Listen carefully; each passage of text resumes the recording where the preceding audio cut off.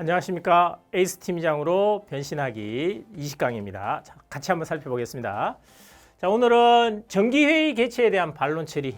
팀을 운영하시다 보면 팀장님에게 여러 가지 반론이 제기될 수 있죠. 그죠? 그 중에 한 사례로 정기회의에 대해서 반론이 있을 경우 어떻게 처리하실지 같이 한번 살펴보겠습니다. 자, A 차장이 매주 갖는 팀 미팅을 조정할 의향이 없는지 당신에게 묻습니다. 차장이니까 조금 스님이죠. 그죠? A 차장의 의견은 팀원들이 업무 부담에 시달리며 야근도 많이 하고 있는데 주간 미팅을 꼭 해야 할 필요가 있는지, 그리고 Y 대리는 교육 참가로 참석하지 못하고 전 팀원 주간 미팅은 업무가 조금 수월해질 때까지 연기하자. 그래서 당신은 A 차장의 의견에 어떻게 대응할 것인가? 그러니까 뭐 교육 가서 빠지는 사람도 있고 계속 정기적으로 하더라도 지금 현재 상황은 뭡니까? 팀원들이 업무가 많고 로딩이 있으니까 회의하는 것도 좀 부담스럽다. 이렇게 스님자가 얘기합니다. 그러면서 회의를 좀 조절하자. 이런 상황인 거죠. 그죠? 여러분 그럴 때 어떻게 하시겠습니까? 자, 4가지 안 중에 한 가지 선택해 보도록 하겠습니다. 첫 번째, 일부 팀원의 업무 부담과 불참에도 불구하고 계획대로 진행한다. 그러니까 정해진 거니까 규칙대로 계속 해가자. 이런 거죠. 그죠? 두 번째, 일주일에 한 번 정기회의를 개최하되 회의 시간을 반으로 줄인다. 그러니까 이제 회의는 뭡니까? 정기적으로 하되 회의 시간을 조금 조절해서 줄여서 팀원들의 부담을 좀 덜어주겠다. 그죠? 자, 세 번째, 정기 회의를 중단하고 필요시 회의를 소집한다. 그러니까 팀원들의 의견을 어떻게 보면 적극적으로 수용하는 거죠. 그래서 필요할 때마다 소집하는 겁니다. 네 번째, A 차장에게 회의 소집을 위임한다. 그러니까 이제 스님자가 그 얘기를 했으니까 차장님이 한번 알아서 해보세요. 그러면 운영해보세요 하고 위임하는 거죠. 그죠? 자, 이 4가지 중에 여러분은 몇 번을 선택하시겠습니까? 자, 선택하셨죠? 자, 그러면 같이 한번 살펴보겠습니다. 팀원과의 정기적인 미팅을 갖는 것은 정보 공유와 의사소통을 공식화하고 정량화하는 의의가 크다. 그러니까 이제 팀원들이 함께 모여서 뭡니까? 정기적으로 얘기 나누면서 그동안에 있었던 얘기들 서로 주고받으면서 소통하는 거죠. 그죠? 자, 그럴 때 계획대로 진행하는 것이 바람직하지만 팀원들의 사정을 고려하여 방법, 횟수, 시간 등을 조금 융통성 있게 조절하는 것도 필요하다. 그러니까 원칙을 잘 지켜나가는 것도 필요하지만 상황에 따라서 그 원칙을 뭡니까? 좀 유연하게 적용해가는 게 필요하겠다는 거죠. 그죠?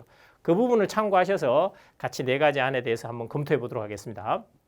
자, 첫 번째, 일부 팀원의 업무 부담과 불참에도 불구하고 계획대로 진행한다. 이것은 말 그대로 원칙을 뭡니까? 그대로 고수해 가는 거죠. 그죠?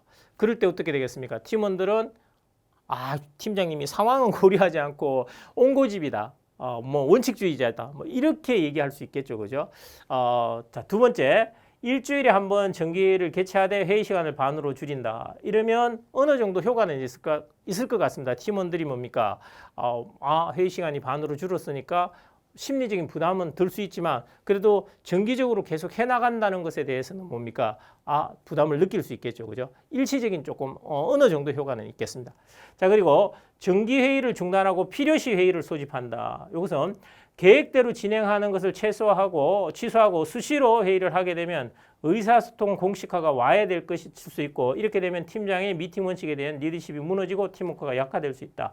그러니까 이제 정기 회의를 아예 그냥 중단해버리는 것 자체는 팀원들 입장에서는 일시적으로는 좋을 수 있어요. 팀장님이 우리 의견을 반영하셔서 해주시는구나. 이건 참 일시적인 효과는 있을 수 있습니다.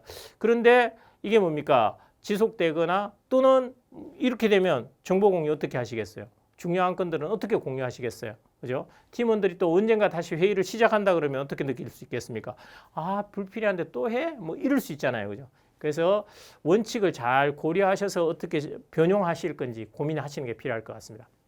자, 4번째, A 차장에게 회의 소집을 위임한다. 그래서 팀원 A 차장에게 의뢰하여 회의 소집이 뭡니까? 무원칙하게 이루어질 경우에는 역시 의사소통 공식화가 무너지고 팀장의 회의 원칙 리더십이 약화될 수 있다. 자, 이 A 차장에게 위임하는 것은 이제 2가지로 생각해 볼 수 있겠는데요. 첫 번째는 A 차장이 충분히 리더십을 갖추고 있고 팀장님과 잘 뭡니까? 정렬되어 있어서 팀장님의 의중을 잘 실천할 수 있다면 위임하는 것도 효과가 있을 수 있겠습니다. 그런데 A 차장이 위임받았을 경우에 지금 이 흐름상에서 보면 뭡니까? 회의를 안 할 가능성이 높잖아요. 그렇게 되면 어떻게 되겠습니까? 팀장이 세웠던 원칙이 훼손될 가능성도 있거든요. 이 부분을 고려하셔서 위임하실 건지 아닐 건지 판단해 보시길 부탁드리겠습니다.